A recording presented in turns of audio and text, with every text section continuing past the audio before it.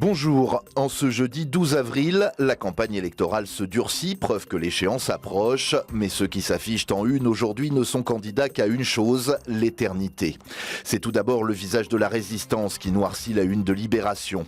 Raymond Aubrac est jeune, il a alors 30 ans, nous sommes à Marseille en 1944. On le retrouve à l'aube de sa disparition, en une du Monde, les cheveux blanchis mais avec encore ce même regard, où se mêlent interrogation et espoir. Car comme le rappellent vos journaux, Raymond Aubrac et sa femme Lucie ont été des résistants de la première heure et jusqu'à leur dernier souffle. Résister doit toujours se conjuguer au présent, disait Lucie Aubrac. 5 ans après sa disparition, c'est donc l'un des derniers gardiens du Conseil national de la résistance qui s'efface à son tour. Raymond Aubrac avait 97 ans. La presse lui rend un hommage unanime.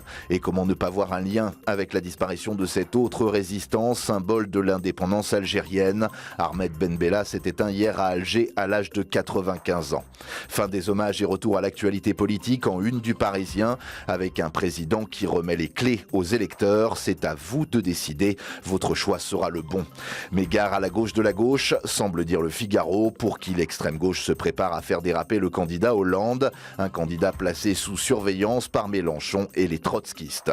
À lire également dans vos journaux cette plainte qui embarrasse la France et sa marine nationale, accusée d'avoir laissé mourir en mer des clandestins qui fuyaient la Libye lors de l'intervention contre Kadhafi.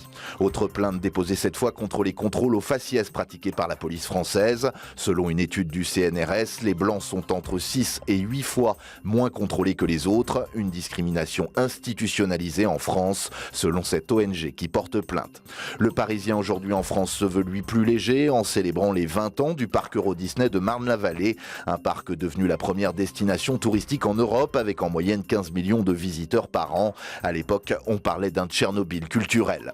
Enfin, on termine avec cette image de joie des joueurs de Quevilly, tombeurs de Rennes. Les amateurs normands ont arraché leur billet pour la finale de la Coupe au Stade de France.